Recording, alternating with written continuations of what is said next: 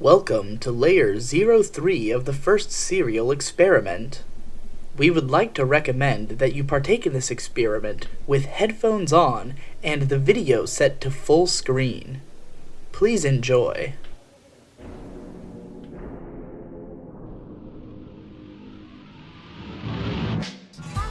Exactly as tired as you may have remembered And of course, everybody immediately wanted to know seconds later. It's a fucking the top 10 best legendary Pokemon. There is the famous anecdote about the American soldier who had a metal plate put into his skull after receiving a shrapnel wound to the head during the Vietnam War. He was later distressed when the metal began acting as antennae, plaguing him with radio signals that resonated inside his head. Hearing radio waves is a common auditory hallucination among patients of schizophrenia. There also seem to be many cases in which the patient feels that he has been bugged and is being monitored. However, it is also true that bugging and surveillance devices are indeed being sold in immense numbers for a variety of illegal uses and intentions, and that specialists in the locating and removal of such hidden devices do exist. Information in the brain is relayed through weak electrical pulses that run between synapses, and in the world in which we live, countless radio waves fly through the air and a profusion of electromagnetic waves leak continually from the many wires crisscrossing above our heads. It would be unwise to jump to any conclusions from the casual connection of these aforementioned points. However, it is necessary for us to recognize that the environment in which we live is a dangerous one. Foucault's theory on madness is so fascinating because he relates that the root cause of every madness can be reduced to an individual. However, if there exists a communicable madness among humans, its purpose must be to minimize the negative effect of a system component it considers defunct, simplifying the charted route to madness in order to expedite the breakdown of such a component. In other words, there exists some unknown external force seeking the change and control of humans, which must necessarily be classified as a phenomena separate from madness.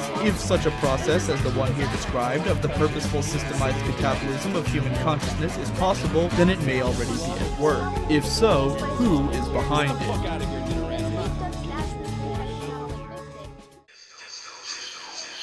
Distortion, Layer 05.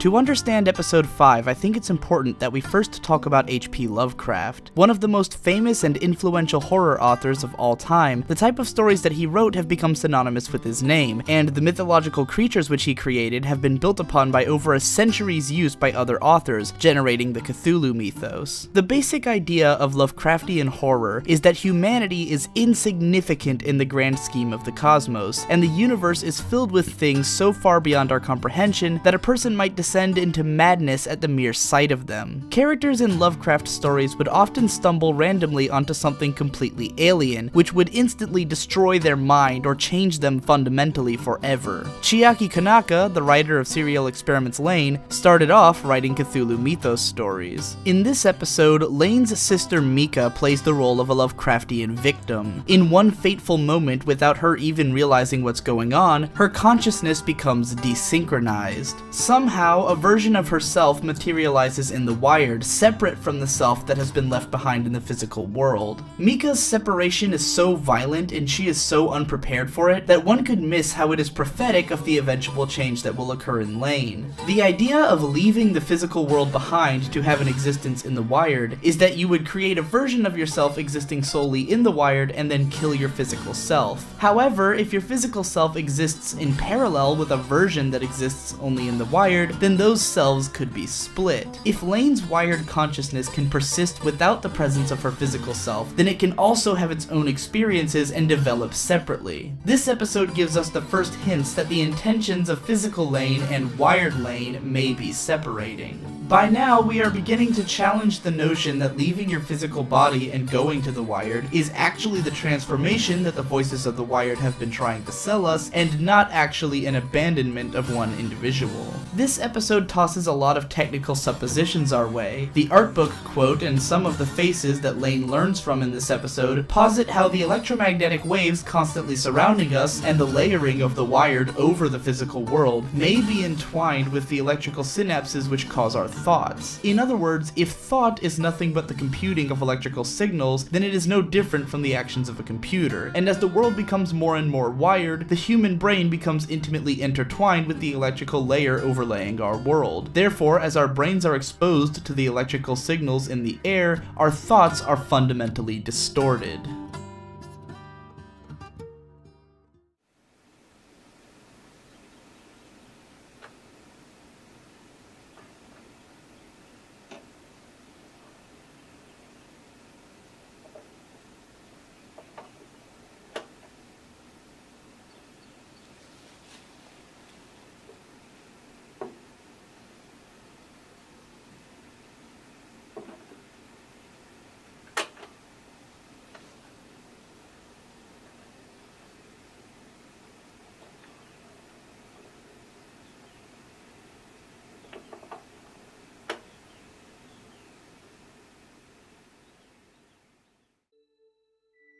Episode 6 marks a pretty huge shift in tone from the previous episodes. Whereas the first 5 were stark, disturbing, and difficult, Episode 6 has exciting scenes inside the Wired, exposition dumps, and the presentation of some surprisingly straightforward plot elements. It's almost like this episode was made for Kids.